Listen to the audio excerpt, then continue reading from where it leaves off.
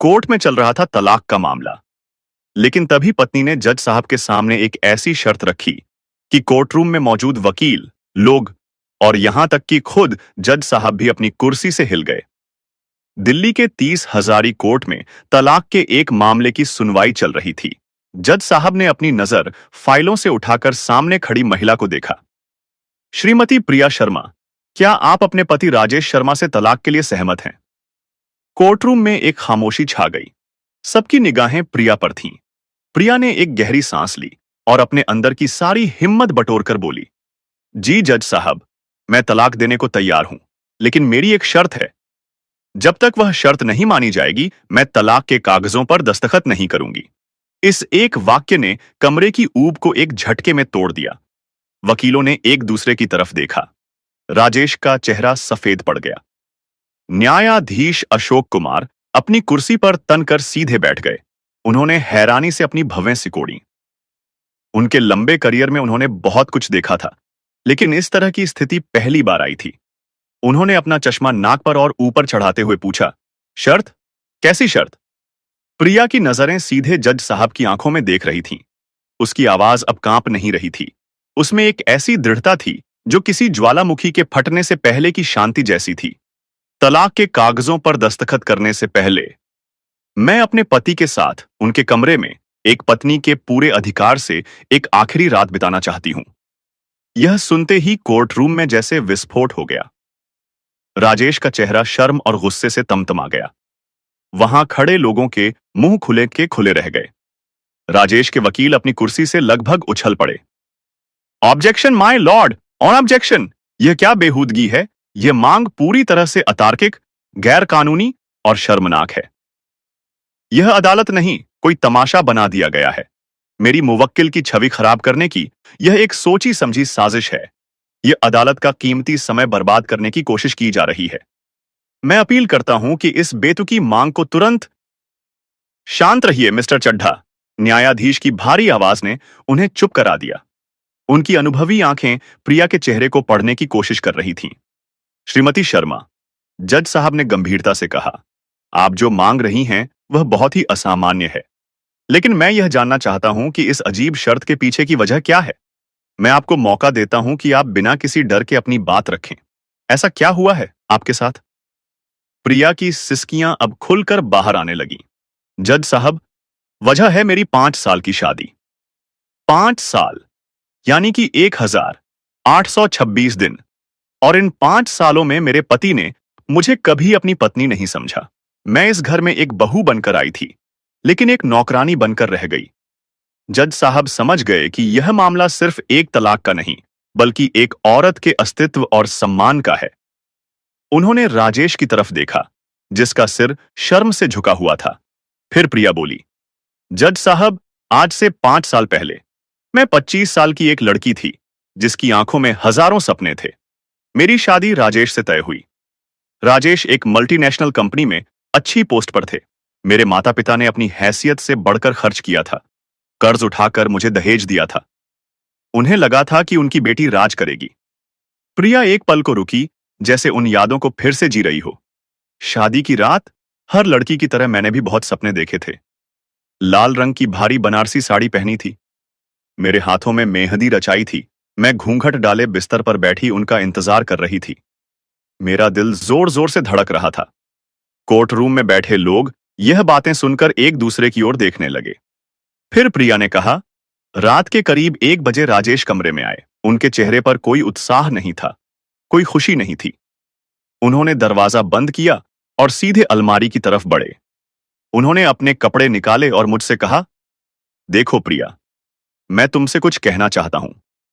मैंने घूंघट उठाकर उनकी तरफ देखा। मैंने सोचा शायद वो शर्मा रहे हैं, लेकिन उन्होंने जो कहा उसने मेरे पैरों तले से जमीन खिसका दी। प्रिया की आवाज भर्रा गई। उन्होंने मुझसे कहा, प्रिया, मुझे समय चाहिए। परिवार वालों के दबाव में आकर मैं शादी तो कर ली, लेकिन मैं इन सब चीजों के लिए मानसिक रूप से तैयार नहीं हूं। मुझे तुमसे कोई निजी अपेक्षा नहीं है। तुम इस बेड पर आराम से सो जाओ, मैं सोफे पर सो रहा हूं। यह कहकर वो तकिया और चादर लेकर सोफे पर सो गए। जज साहब, मैं पूरी रात रोती रही। मेरा श्रृंगार आंसुओं के साथ बह गया। मैंने सोचा शायद नए रिश्ते में समय लगता है, शायद वो काम के तनाव में है। मैंने खुद को समझाया कि सब ठीक हो जाएगा, लेकिन वो कल कभी नहीं आया। अगली सुबह जब मैं उठी तो घर में उत्सव का माहौल था। सब लोग मुझे छेड़ रहे थे, लेकिन मेरे अंदर एक तूफान चल रहा था। मैंने किसी को कुछ नहीं बताया। मुझे लगा यह हमारे बीच की बात है, इसे बाहर ले जाना ठीक नहीं। प्रिया ने अपनी कहानी जारी रखी। दिन बीतते गए, हफ्ते, महीने और फिर साल। राजेश का व्यवहार नहीं बदला। हम एक ही छत के नीचे दो अजनबियों की तरह रहते थे। वो सुबह ऑफिस जाते, रात को देर से लौटते, खाना खाते और अपने सोफे पर सो जाते। हमारी बातचीत सिर्फ हाँ नहीं या खाने में क्या बना है तक सीमित थी। राजेश के वकील ने बीच में टोकने की कोशिश की। योर ऑनर, मेरे मुवक्किल ने उन्हें सारी भौतिक सुख सुविधाएं दी, एक अच्छा घर, नौकर चाकर, पैसे। प्रिया गुस्से से उसकी तरफ मुड़ी। क्या एक औरत को सिर्फ यही चाहिए होता है वकील साहब? क्या एक पत्नी दो मीठे बोल, थोड़ा सा सम्मान, थोड़ा सा प्यार पाने की हकदार नहीं होती? उसने वापस जज की ओर देखकर कहना जारी रखा। जज साहब, मैंने उनसे कई बार बात करने की कोशिश की। मैंने पूछा, राजेश, क्या मुझसे कोई गलती हो गई है? क्या आप मुझसे नाराज हैं?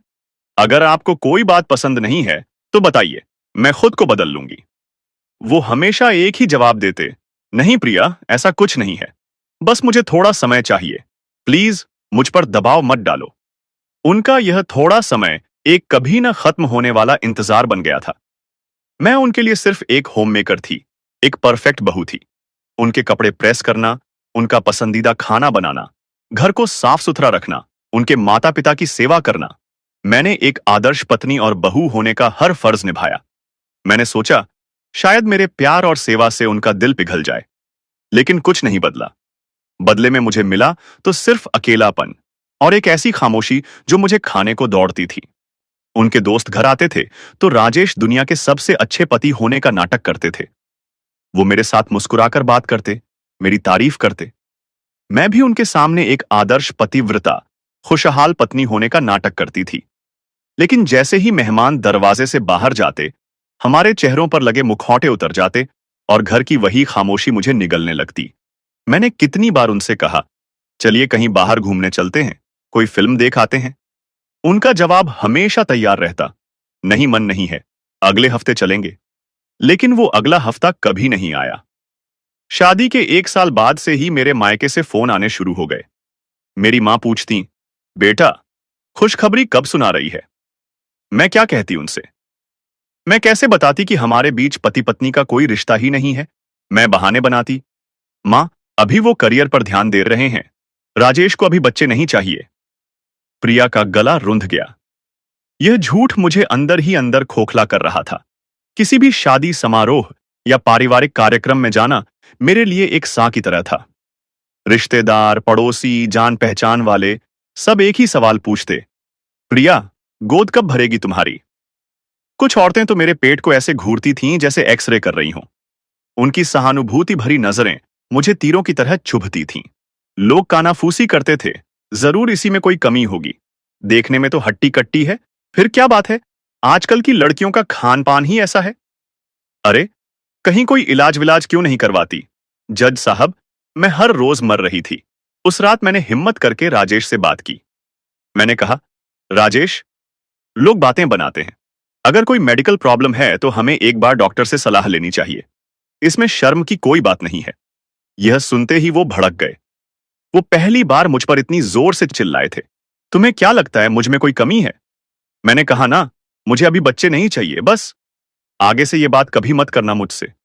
उस दिन के बाद मेरे मायके वालों को भी लगने लगा कि कमी मुझ में ही है। मेरी मां मुझे लेकर शहर के सबसे बड़े गायनेकोलॉजिस्ट के पास गईं। सारे टेस्ट हुए। डॉक्टर ने कहा, आपकी रिपोर्ट बिल्कुल नॉर्मल है, आप मां बनने के काबिल हैं। उस दिन मैं खुश होने की बजाय और भी टूट गई, क्योंकि अब मेरे पास कोई बहाना नहीं बचा था। अब मेरे ससुराल में मुझ पर दोष मढ़ा जाने लगा। मेरी सास, जो पहले बहुत प्यार दिखाती थीं, अब ताने कसने लगी थीं। पूजा पाठ, व्रत उपवास, मन्नतें, उन्होंने मुझसे सब कुछ करवाया। मुझे हर बाबा, हर पंडित के पास ले जाया गया। लेकिन जब कुछ नहीं हुआ तो उन्होंने मुझे बांझ कहना शुरू कर दिया। वह जानती थीं कि उनका बेटा मेरे पास तक नहीं आता, लेकिन एक मां अपने बेटे की कमी कैसे स्वीकार करती। सारा दोष मेरे ऊपर डाल दिया गया। जज साहब, शादी के लगभग 4 साल हो चुके थे। मैं उम्मीद छोड़ चुकी थी। मैं बस अपनी नियति मानकर जी रही थी।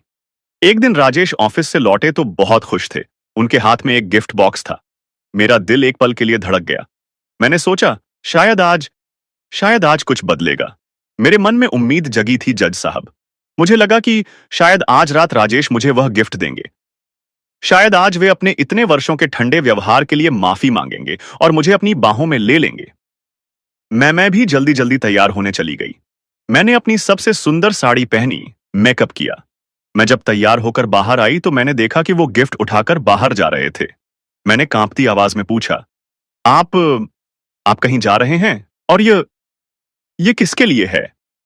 उन्होंने बड़ी लापरवाही से कहा, यह स्वाति के लिए है। आज उसके जन्मदिन की पार्टी है। मैं बस वहीं जा रहा हूं। आने में देर हो जाएगी। मैंने पूछा, स्वाति कौन? उन्होंने दरवाजे से ही जवाब दिया, मेरे ऑफिस में काम करती है, मेरी अच्छी दोस्त है। और वो चले गए। उस रात वो 2 बजे लौटे। उनके चेहरे पर एक अलग ही चमक थी।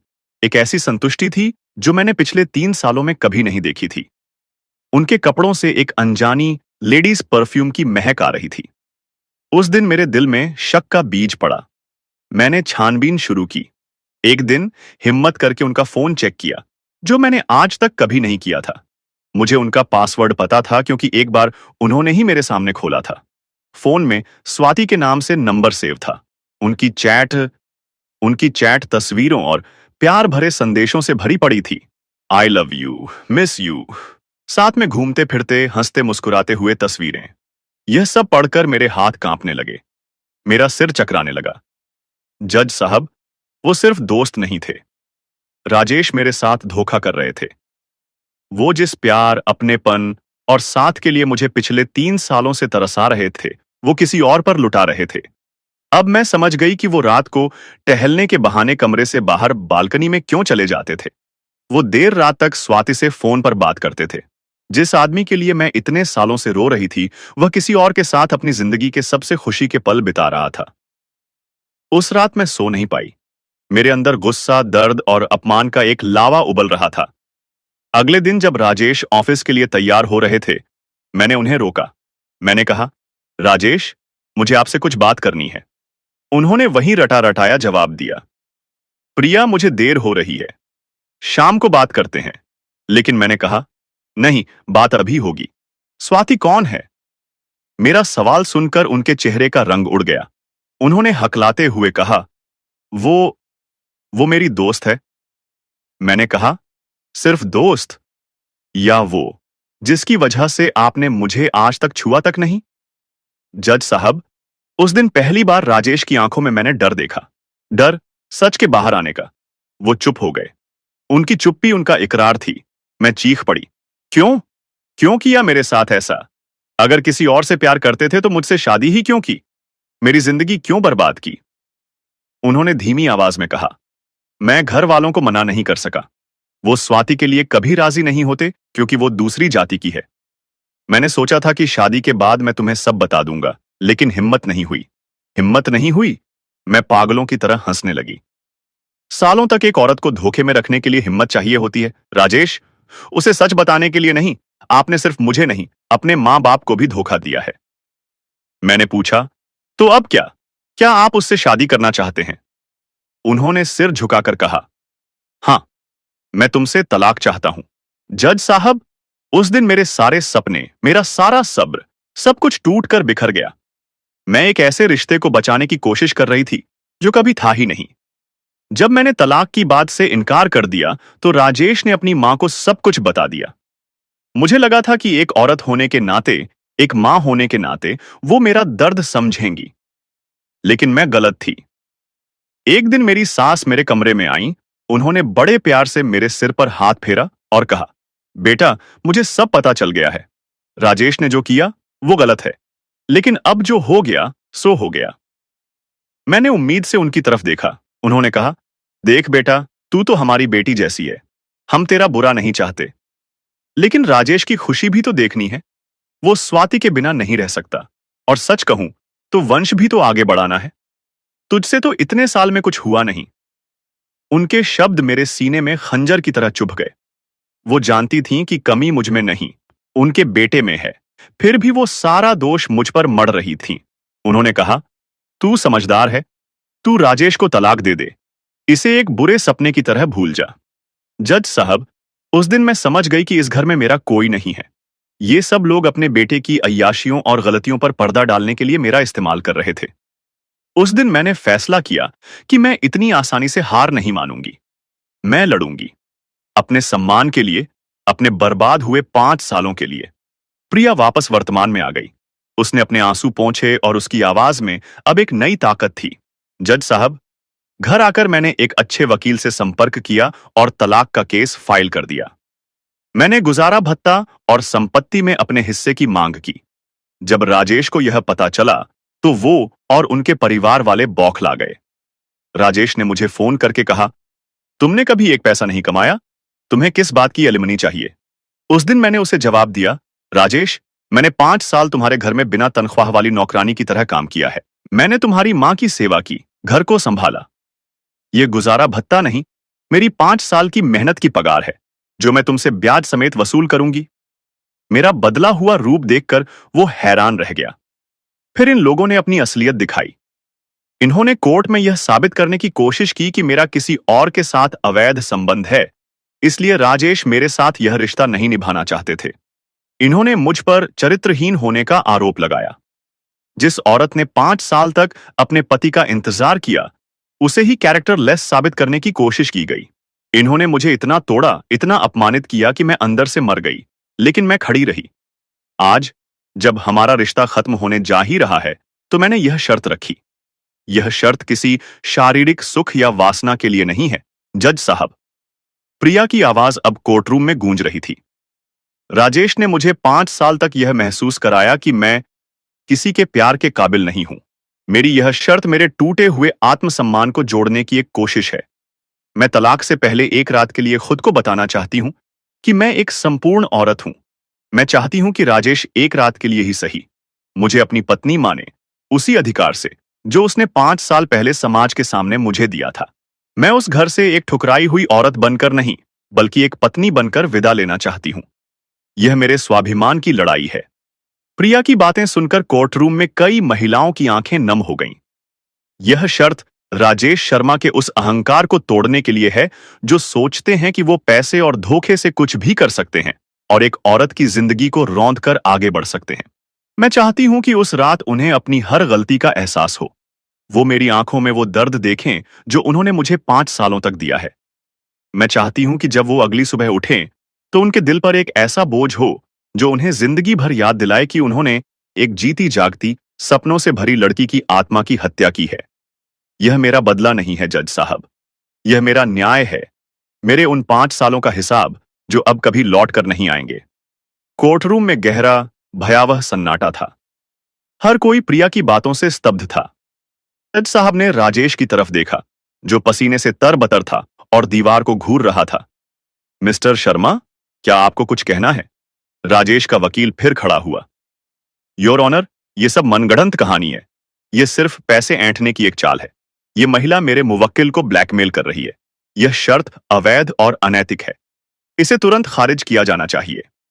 जज साहब ने वकील को नजरअंदाज करते हुए राजेश से सीधे पूछा, मैं आपसे पूछ रहा हूं मिस्टर शर्मा, क्या आपकी पत्नी ने जो कुछ भी कहा वो सच है? सिर्फ हां या ना में जवाब दीजिए। क्या आपने 5 साल तक उनके साथ पति पत्नी का रिश्ता नहीं निभाया? राजेश की नजरें फर्श से घड़ी हुई थीं। वह कुछ बोल नहीं पा रहा था।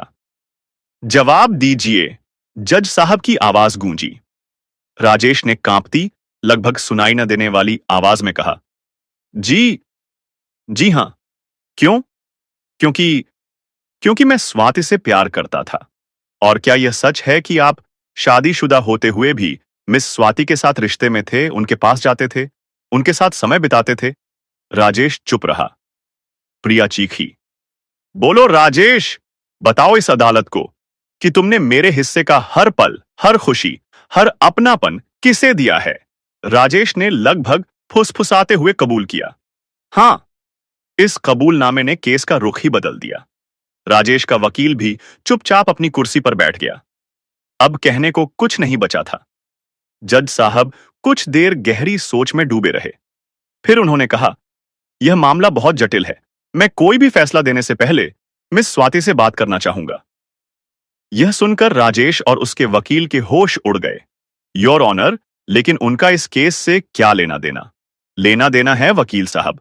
वह इस त्रिकोण का एक अहम हिस्सा है। मैं जानना चाहता हूं कि क्या वह इन सब बातों से वाकिफ थीं कि वह एक शादीशुदा आदमी के साथ रिश्ते में है, जिसकी पत्नी उसी घर में रह रही है। अदालत सच की हर परत तक पहुंचना चाहती है। अदालत ने स्वाति को अगले हफ्ते पेश होने के लिए समन जारी कर दिया और सुनवाई स्थगित कर दी। अगली सुनवाई तक का एक हफ्ता प्रिया के लिए बहुत भारी था। राजेश और उसके परिवार में खलबली मच गई थी। उन्हें डर था कि अगर स्वाति ने सच बोल दिया तो उनका केस पूरी तरह से कमजोर पड़ जाएगा और समाज में उनकी बची खुची इज्जत भी मिट्टी में मिल जाएगी। उन्होंने प्रिया पर दबाव बनाने की हर संभव कोशिश की।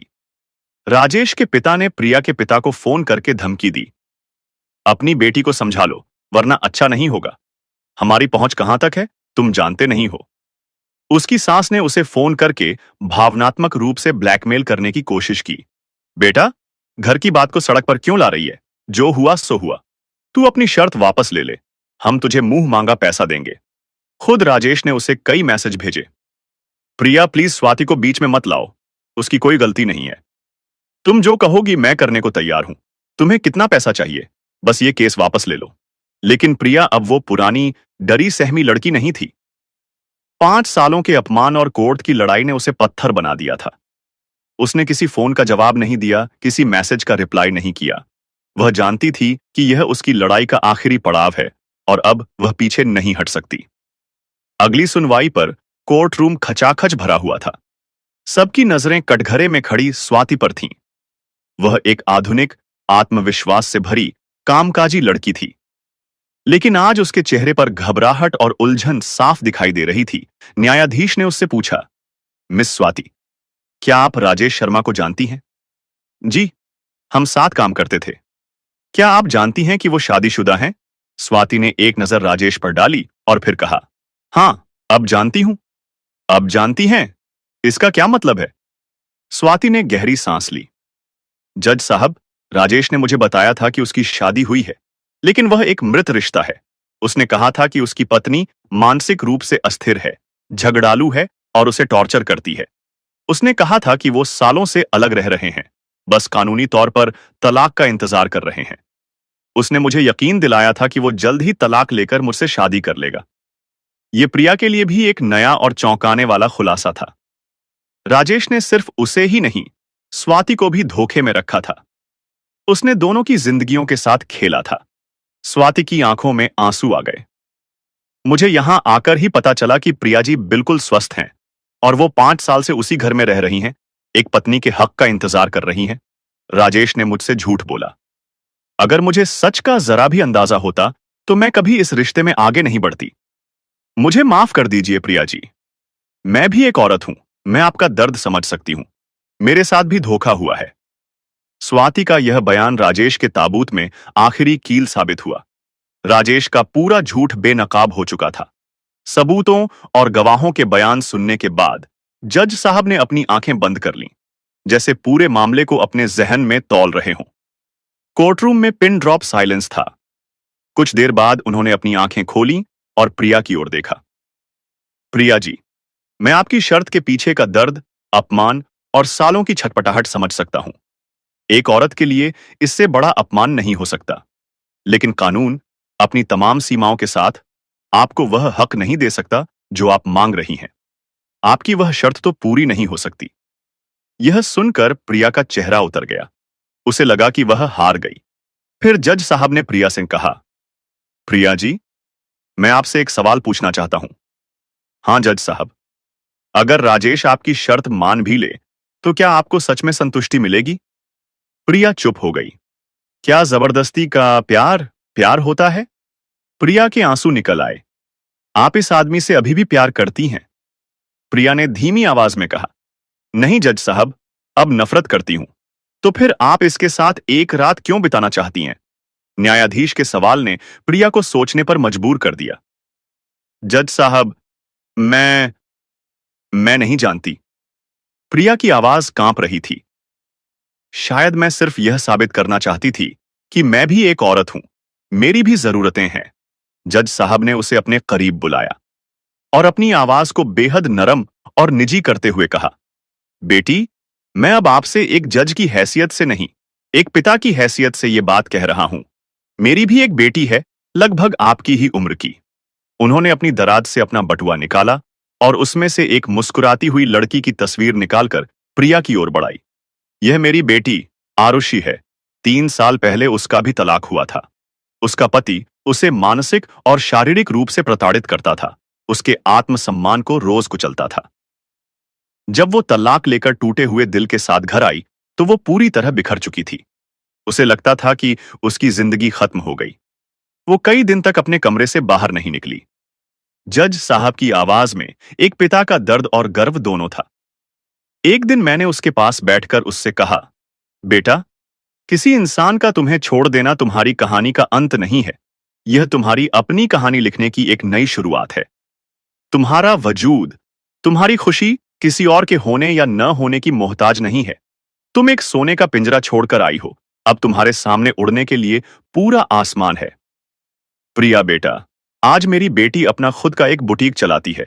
वह आत्मनिर्भर है, खुश है और पहले से कहीं ज्यादा आत्मविश्वास से भरी है। जानते हो क्यों? क्योंकि उसने अपनी खुशी का रिमोट कंट्रोल किसी और के हाथ में देना बंद कर दिया। उन्होंने प्रिया की आंखों में झांकते हुए कहा, आप जो एक रात मांग रही हैं, वो क्या है? वो उसी इंसान से अपने वजूद का सर्टिफिकेट मांगना है, जिसने आपके वजूद को कभी माना ही नहीं। आप उस आदमी से सम्मान की भीख मांग रही हैं, जो खुद सम्मान का मतलब नहीं जानता। एक महिला की गरिमा इस बात में नहीं है कि कोई पुरुष उसे अपनाता है या नहीं। उसकी गरिमा उसके अपने आत्मसम्मान में है, उसकी अपनी पहचान में है। आप कमजोर नहीं हैं, आप बहुत बहादुर हैं। आपने 5 साल तक एक झूठे और खोखले रिश्ते को निभाया, यह आपकी सहनशीलता थी। आज आप अपने हक के लिए यहां खड़ी हैं, यह आपकी हिम्मत है। अपनी इस हिम्मत को सही दिशा दीजिए। इस आदमी से एक रात नहीं, अपनी पूरी जिंदगी वापस मांगिए। इस रिश्ते की बेड़ियों से खुद को आजाद कीजिए और अपनी एक नई पहचान बनाइए। ऐसी पहचान जिसे किसी राजेश शर्मा के नाम की जरूरत न हो। आप सिर्फ प्रिया हैं और यही आपकी सबसे बड़ी ताकत है। न्यायाधीश के ये शब्द किसी मरहम की तरह प्रिया के जख्मों पर लग रहे थे। उसकी आंखों से आंसू बह रहे थे, लेकिन आज ये आंसू बेबसी के नहीं, बल्कि एक नई ताकत और एक नए रास्ते के मिलने के थे। उसे अपना रास्ता साफ नजर आ रहा था। उसने खुद को संभाला, खड़ी हुई और एक दृढ़ आवाज में बोली, जज साहब, मैं अपनी शर्त वापस लेती हूं। कोर्टरूम में एक राहत की सांस फैल गई। लेकिन, प्रिया ने आगे कहा, और इस बार उसकी आवाज में कोई याचना नहीं, बल्कि अधिकार था। मुझे इस शख्स से तलाक चाहिए और मुझे मेरे बर्बाद हुए 5 कीमती सालों का मुआवजा चाहिए। मुझे मेरे साथ हुई भावनात्मक क्रूरता का न्याय चाहिए।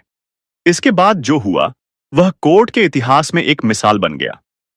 न्यायाधीश अशोक कुमार ने न सिर्फ प्रिया के तलाक को तत्काल मंजूरी दी, बल्कि राजेश शर्मा को उसकी भावनात्मक क्रूरता और धोखे के लिए एक सख्त और सबक सिखाने वाला फैसला सुनाया। उन्होंने राजेश को आदेश दिया कि वह प्रिया को मुआवजे के तौर पर 25 लाख रुपए की एकमुश्त राशि और अपने फ्लैट में 50% की हिस्सेदारी तुरंत दे। इतना ही नहीं, अदालत ने उसे हर सप्ताहांत पास के एक महिला आश्रय गृह में 3 महीने तक सामुदायिक सेवा करने का आदेश भी दिया, ताकि वह एक औरत के सम्मान और दर्द का मतलब जमीनी स्तर पर समझ सके। यह फैसला सुनकर राजेश और उसके परिवार पर जैसे बिजली गिर गई। उनका अहंकार, उनका पैसा, उनकी अकड़, सब कुछ कोर्ट रूम में ही चकनाचूर हो गया। कोर्ट से बाहर निकलते हुए प्रिया का सिर ऊंचा था, उसके कदम दृढ़ थे। वह आजाद थी, सिर्फ एक रिश्ते से नहीं, बल्कि अपने अतीत के बोझ से भी। प्रिया जी, क्या मैं आपसे 2 मिनट बात कर सकती हूं? एक जानी पहचानी आवाज ने उसे रोका। प्रिया रुकी। यह स्वाति थी। स्वाति ने कहा, मैं जानती हूं कि माफी मांगने से आपका दर्द कम नहीं होगा, लेकिन मैं फिर भी आपसे माफी मांगना चाहती हूं। मुझे सच में कुछ नहीं पता था। प्रिया ने स्वाति के चेहरे पर सच्चा पश्चाताप देखा। उसने एक हल्की मुस्कान के साथ कहा, गलती आपकी नहीं है स्वाति। गलती उस मानसिकता की है जो औरत को एक वस्तु समझती है। गलती उस आदमी की है जिसने हम दोनों को धोखा दिया। अपना ख्याल रखना और भविष्य में किसी पर भी आंख बंद करके भरोसा मत करना। यह कहकर प्रिया आगे बढ़ गई। कुछ दूर पर राजेश अकेला, हारा हुआ, टूटा हुआ और शर्मिंदा खड़ा था। स्वाति ने उसकी तरफ देखा तक नहीं और मुंह फेरकर अपनी राह चली गई। आज राजेश ने सिर्फ एक केस नहीं, बल्कि अपनी इज्जत, अपना पैसा, अपना भविष्य, यहां तक कि स्वाति का प्यार भी खो दिया था।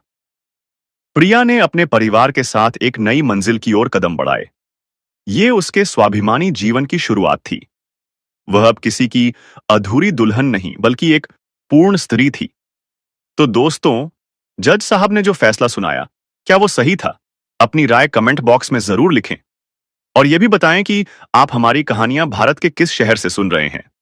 कहानी पसंद आई हो तो वीडियो को लाइक करें, चैनल को सब्सक्राइब करें और वीडियो को शेयर करना बिल्कुल ना भूलें। धन्यवाद।